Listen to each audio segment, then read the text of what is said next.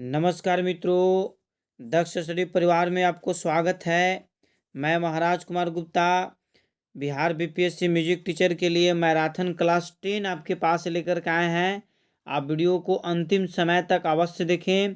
आपको कम समय में सबसे अधिक से अधिक प्रश्न आपको करवा दिया जाएगा ताकि आप आंसर 100% आपको याद हो जाए।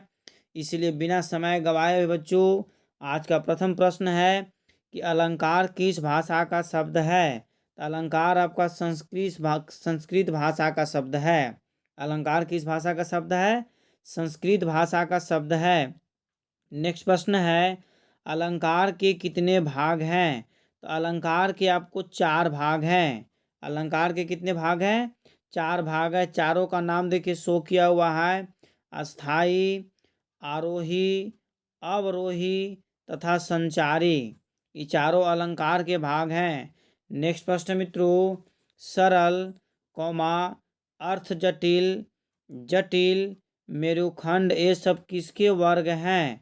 ये सब अलंकार के वर्ग हैं। C number. ठीक है। अगला प्रश्न पर ध्यान दीजिए, आलाप से क्या क्या दर्शाया जा सकता है। तो आलाप से आपको राग की जाति दर्शाया जाता है, राग का चलन दर्शाया जाता है, राग का स्वरूप दर्शाया जाता है, अर्थात उपयुक्त सभी सही है। नेक्स्ट प्रश्न बच्चों, आलाप किस तरह गाया जा सकता है। आलाप किस तरह गाया जा सकता है। तो आकार के आलाप, नोमत तोप के आलाप, शब्द के आलाप, अर्थात उपयुक्त सभी सही है। डी नंबर इसका आंसर क्या है? सही है। कौन सी ख्याल गायन शैली आलाप प्रधान होती है। कौन सी ख्याल गायन शैली आलाप प्रधान होती है। तो इसका आंसर हो जाएगा बच्चों विलंबित ख्याल। ए नंबर विलंबित ख्याल। कौन सा ख्याल गायन शैली आलाप प्रधान होती है? तो क्या टिक आउट कर देंगे? विलंबित ख्याल।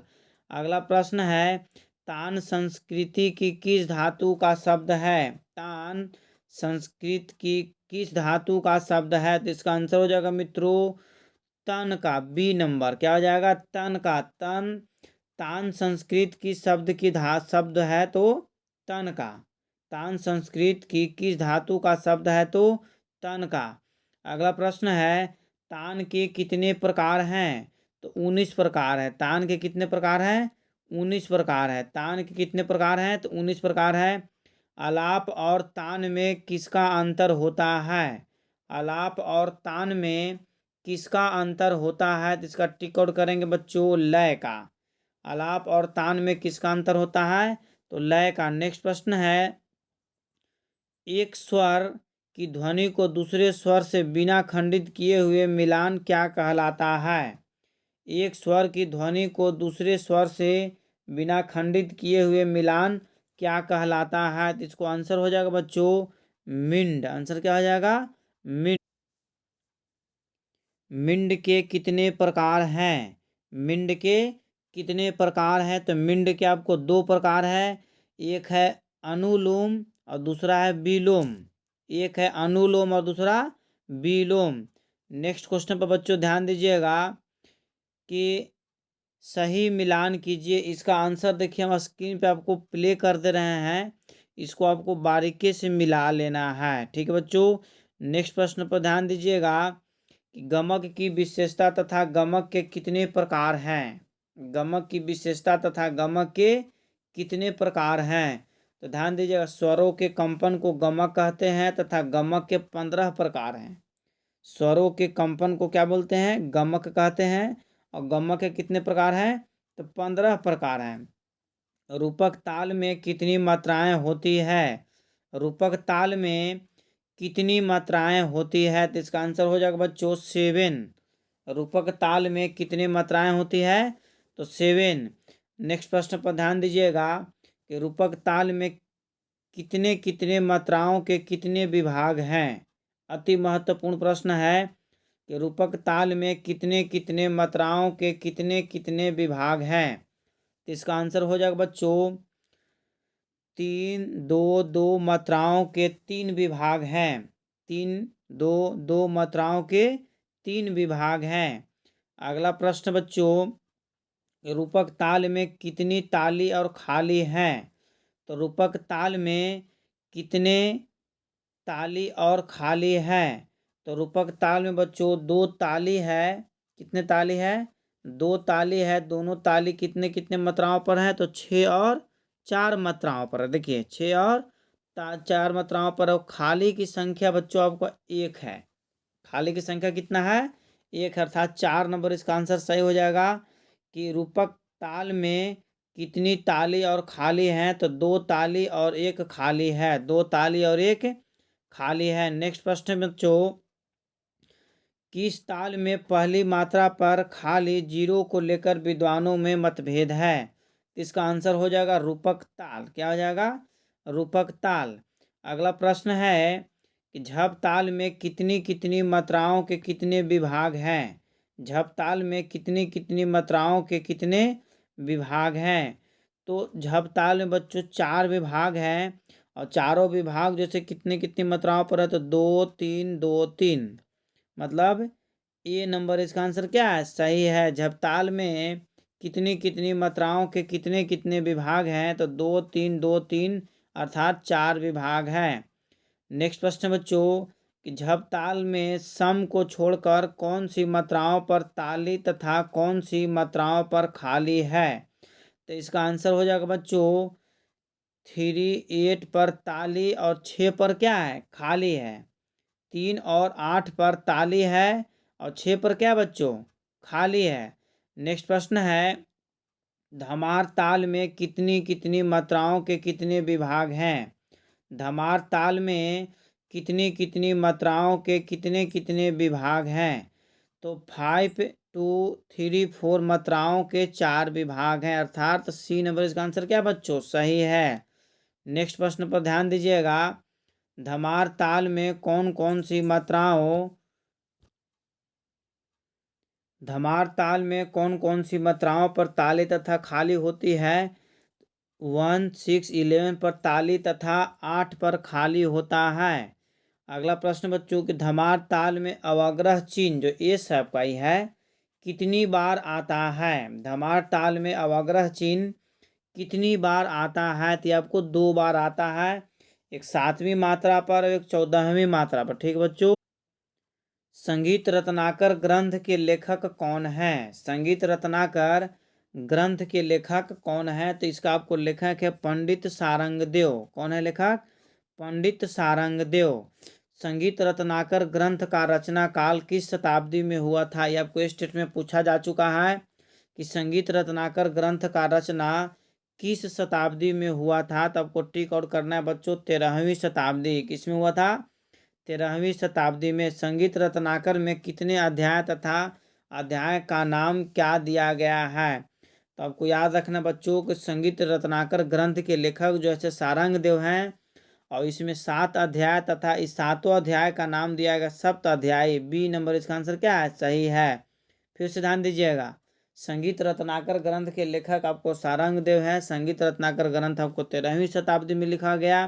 और संगीत रत्नाकर में कितने अध्याय हैं? तो 7 अध्याय हैं और इस 7वें अध्याय का नाम क्या है? तो सप्त अध्यायी। अगला प्रश्न है संगीत रत्नाकर के स्वर अध्याय में किसके बारे में बताया गया है? संगीत रत्नाकर के स्वर अध्याय में किसके बारे में बताया गया है? तो स्वर के बारे में बताया गया, श्रुति के बारे में भी, जातियां के बारे में, अर्थात क्या आंसर हो जाएगा? उपयुक्त सभी आंसर सही है। नेक्स्ट प्रश्न बच्चों, संगीत रत्नाकर ग्रंथ के राग विविधाय में कितने रागों का वर्णन मिलते हैं तथा इसमें कितने भाग बताए गए हैं? तो इसका आंसर हो जाएगा बच्चों 264 राग का वर्णन मिलते हैं तथा संगीत रत्नाकर ग्रंथ में कितने भाग बताए गए हैं? तो 10 भाग बताए गए हैं। फिर से ध्यान दीजिएगा, संगीत रत्नाकर ग्रंथ में 264 राग है तथा 10 भाग है। संगीत रत्नाकर ग्रंथ में 264 राग है तथा 10 भाग है। नेक्स्ट प्रश्न बच्चों कि संगीत रत्नाकर ग्रंथ के प्रकीर्णन अध्याय में वाग्यकार के कितने लक्षण बताए गए हैं? इसका आंसर हो जाएगा बच्चों 28। कितने लक्षण बताए गए हैं? 28 लक्षण बताए गए हैं। संगीत रत्नाकर ग्रंथ के प्रकीर्णन अध्याय में वाग्यकर के कितने लक्षण बताए गए हैं? तो 28 लक्षण बताए गए हैं। संगीत रत्नाकर ग्रंथ के प्रबंध अध्याय में संगीत को कौन कौन से भागों में बांटा गया है? तो संगीत को 3 भागों में बच्चों बांटा गया है, 2 भागों में बांटा गया है। देसी और मर्गी संगीत, देसी और मार्गी संगीत। एप्पल्स आंसर सही है। संगीत रत्नाकर ग्रंथ के प्रबंध अध्याय में संगीत को कौन कौन सी भागों में बांटा गया है? तो 2 में, देसी और मर्गी संगीत।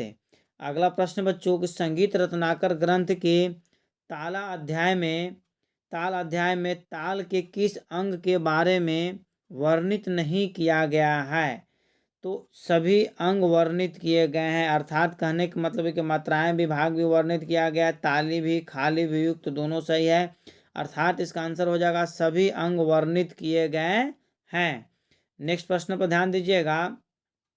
संगीत रत्नाकर ग्रंथ के वाद्य अध्याय में मुंह से हवा फुलाते हुए बजाए जाने वाले वाद्य को किस श्रेणी में रखा गया है? तो सुशीर श्रेणी में रखा गया है। अगला प्रश्न बच्चों कि संगीत रत्नाकर ग्रंथ नृत्य अध्याय में किसके बारे में बताया गया है? तो नृत्य और नाट्य दोनों को बारे में बताया गया है, अर्थात उपयुक्त दोनों सही आंसर है, अर्थात सी नंबर। ठीक बच्चों, फिर से ध्यान दीजिएगा। संगीत रत्नाकर ग्रंथ नृत्य में किसके बारे में बताया गया है? तो नाट्य और नृत्य दोनों के बारे में बताया गया है। अगला प्रश्न बच्चों, संगीत रत्नाकर ग्रंथ में स्वरों की कितनी श्रुतियाँ तथा जातियाँ बताई गई हैं?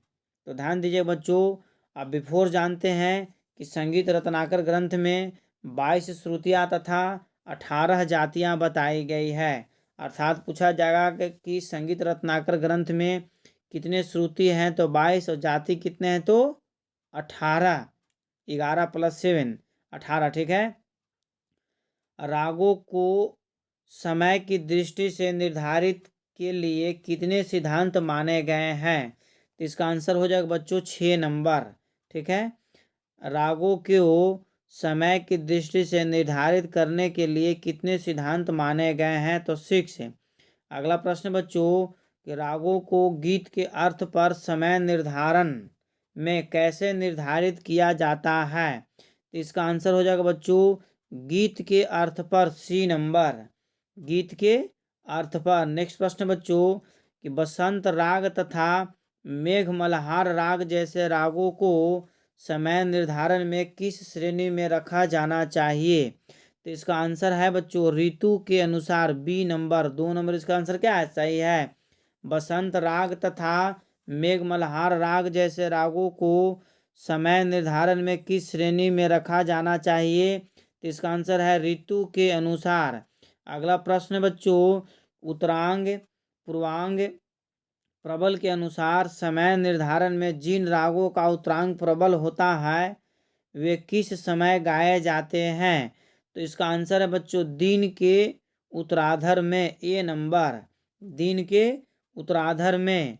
अगला प्रश्न बच्चों कि वादी संवादी के समय निर्धारण के अनुसार जिन लोगों का वादी स्वर सप्तक के उत्तरार्ध में होता है वह किस समय गाए जाते हैं? तो इसका आंसर है बच्चों रात 12 बजे से दोपहर 12 बजे तक। अति महत्वपूर्ण प्रश्न है, रात 12 बजे से दोपहर 12 बजे तक।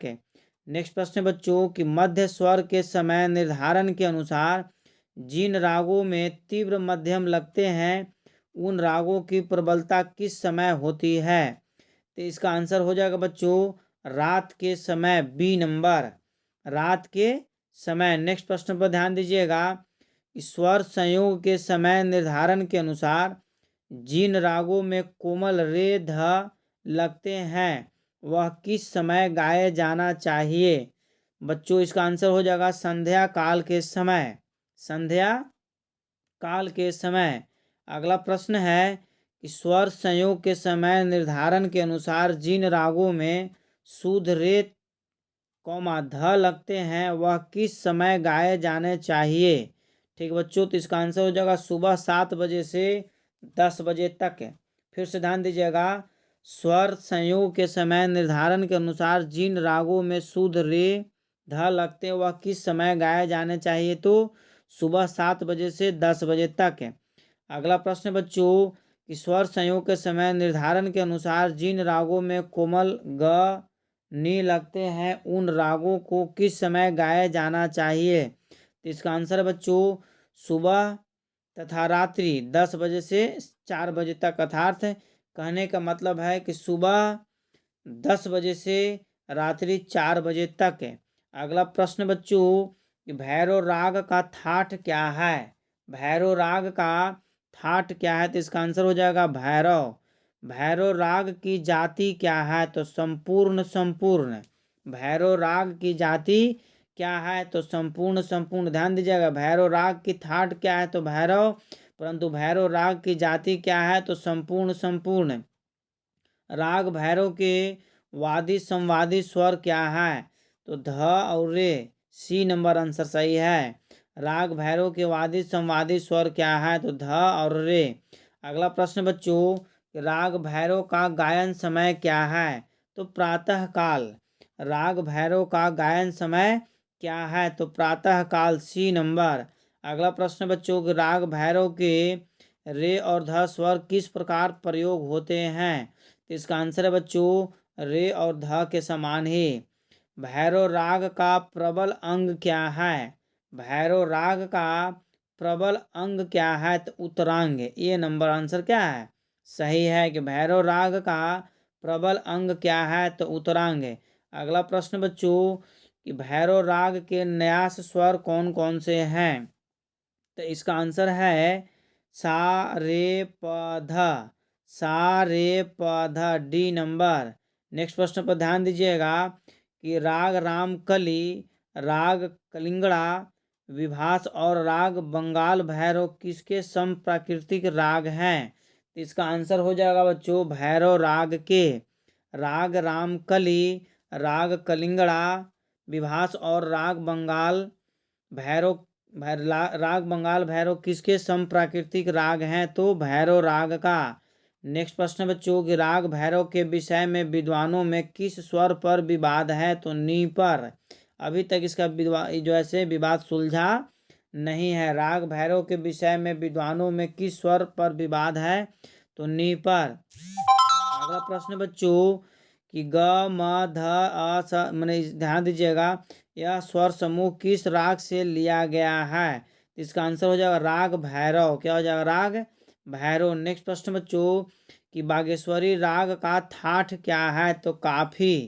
बागेश्वरी राग का थाट क्या है। तो काफी।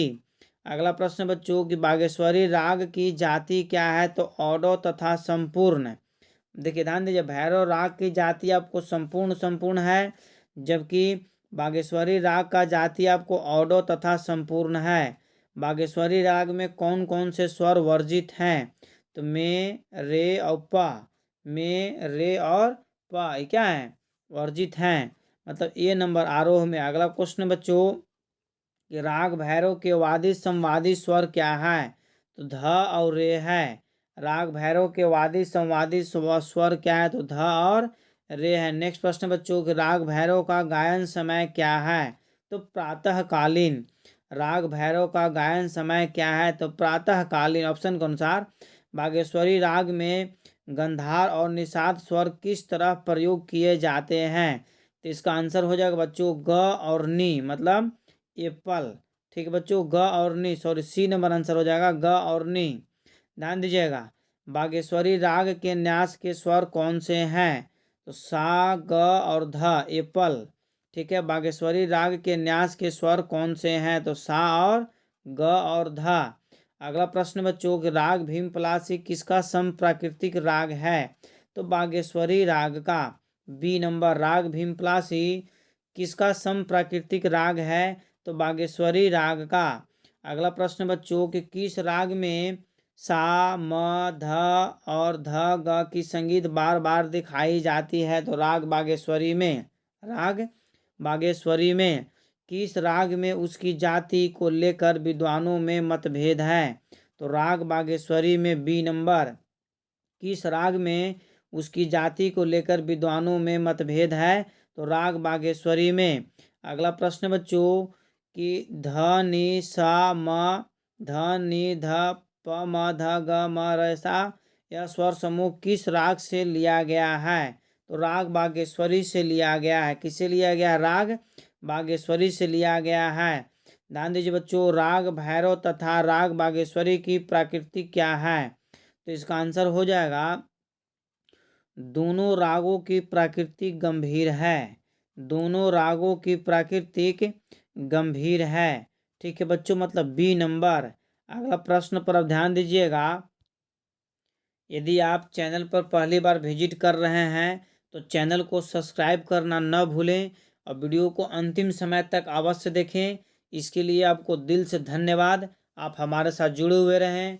बहुत कम समय में अधिक से अधिक प्रश्न का आंसर करवा दिया जाएगा। चैनल को सब्सक्राइब करें, लाइक करें, शेयर करें। जय हिंद, जय भारत।